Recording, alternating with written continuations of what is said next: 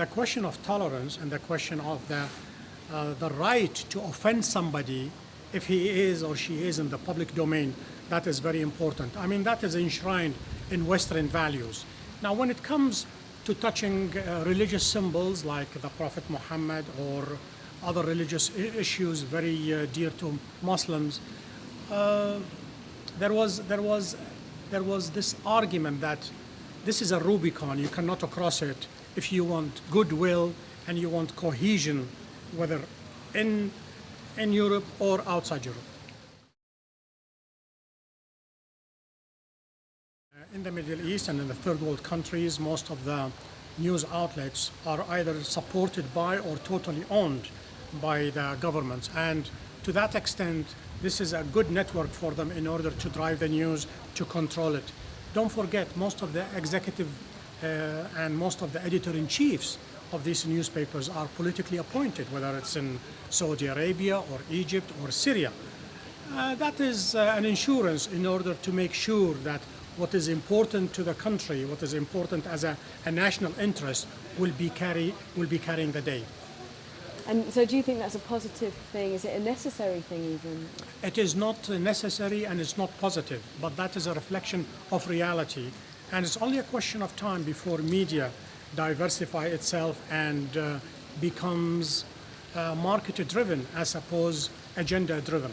If you notice, whenever there are private companies, meaning television and newspapers, in the same country with publicly owned, government-owned, the private always wins. Need I remind you, for instance, Al Jazeera, where I work, it has become an icon, a symbol of freedom and market penetration. It has given such a drubbing to government-owned that many people, they don't watch them anymore. Whenever somebody tells me that this is the role of the media in order to achieve such social goals, I become a little bit leery, because my understanding about the media is to reflect reality and inform people of what is going on.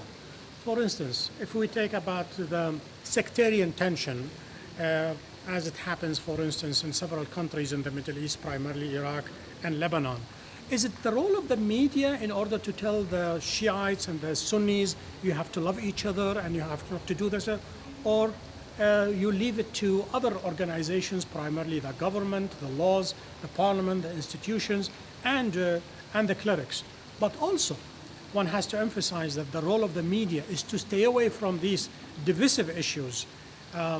Newspapers and television networks should not become themselves a tool in order to ignite and stoke the sectarian fire. And some of them, they do that, especially in Iraq. I think the debate and the questions posed today, it revealed to me the variety and the richness of views presented and articulated by people living in the West, whether they are totally Western or Muslims living in the West, as well as people coming from the Middle East. Looking at the same issue, they come up with different perspectives. Not necessarily in clashing, but they complement each other.